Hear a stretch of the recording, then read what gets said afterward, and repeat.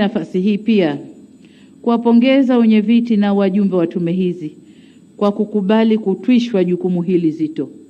Najua lilikuwa ni zito. Mambo yalikuwa ni mengi ya kujadili.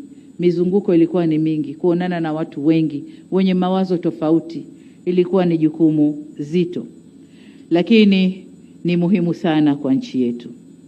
Niwapongeze kwa kazi kubwa na ya kizalendo mlioifanya kwa bidii, uadilifu na weledi ili kutimiza jukumu mlilopewa.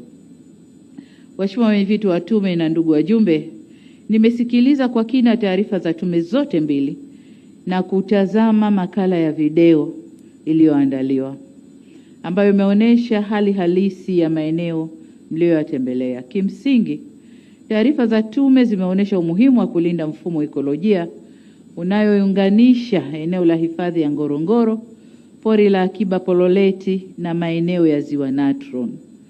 Haya maeneo ni maeneo muhimu sana sana kwa nchi yetu. Mbali ya mambo yaliyoonyeshwa hapa na yaliyozungumzwa, kuna vitu sasa tunaanza kujua viko kwenye maeneo yale na ni muhimu kwa taifa letu. Kuna madini yanayotafutwa ulimwenguni yako kwenye maeneo hayo. Kwa hiyo ni maeneo ya kuyalinda, ni maeneo muhimu kwa taifa letu. Sote tutakubaliana kwamba huu ni mfumo muhimu na wa kipekee kwa ajili ya uhifadhi endelevu wa maeneo haya kwa manufaa ya taifa, lakini pia dunia kwa ujumla.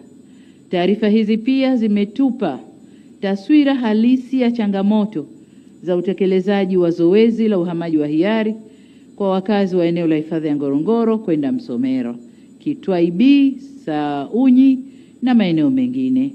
Nasi tumezisikia changamoto, tumesikia kwamba serikali tulifanya zoezi kwa nia njema, lakini tulikosea baadhi ya maeneo. Na hayo ndio maeneo ya sasa kukaa na kutafakari na kurekebisha. Kwa hiyo tutaendelea na hilo zoezi, lakini baada ya kurekebisha.